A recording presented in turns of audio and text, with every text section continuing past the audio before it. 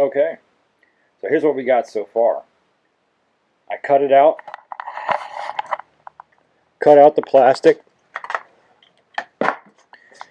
started mocking up the rear axle, and we went to a local machine shop and we had some adapters built so that we could take our rear tires and put them onto the splined, or not the splined, the keyed shaft, and then we had them machine them out on the inside so that we could then put them over top of the shaft.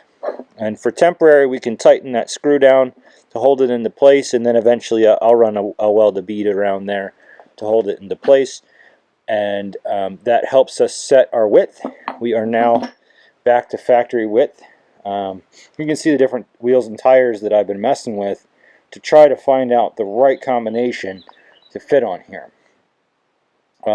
This seemed to be the best one that I found. It was one that was recommended by Redneck Computer Geek on YouTube, or at least he used it on his, and I copied his design there a little bit. However, instead of creating a keyway for the inside of this shaft like he did, I went and got some key couplers and then had them machined to go on there. It's a little tighter fit. It's gonna roll circular, and I'm being on the Hurricane. It's a little bit wider of a track width than what we could do if we put all the shaft inside of the wheel. For the front axle, I haven't quite gotten here yet, but you can see I've started to mock it up. This came out of a Craftsman a Craftsman lawnmower. What we're going to do is the track width is right, but right now it's adding about maybe 2 to 3 inches of lift that I don't really want to do. So we're going to cut this out a little bit. We're going to sink that axle in there, and then we're going to make a metal bar to go back and connect with our rear axle for stability, and then we'll connect the plastic body to it. Right now I'm working on raising this up to be the right height so that the tires and everything will fit just right. I'm going to leave these mobility scooter springs in place to give it just a little bit of suspension flex in the back. I'm hoping that that doesn't load up too much and then overload the axle shaft and possibly bend or break the casing. Again, it's for little kids, so I'm hoping to keep large people off of it for the most part, because adding those spacers in and then the wheels is going to put quite a bit of stress on this axle shaft here, and I'm hoping to avoid bending that. But that's what we're up against right now, so we're about ready to go full production here. I'm going to cut this out, put a cross member in here, and then weld some pieces up to there. I'm going to be using some old treadmill pieces from a treadmill that I tore apart years ago. Just about ready to scrap that stuff, and I realized, hey, I've got this project going on. Might as well use some of that. It's light grade steel, so I can use it. It'll be structural enough to hold everything that we need to get done here today. But it's light enough that it's not going to overload or be too heavy, but it's also heavy enough that it's not going to be too weak, and I can definitely weld anything that we want to it.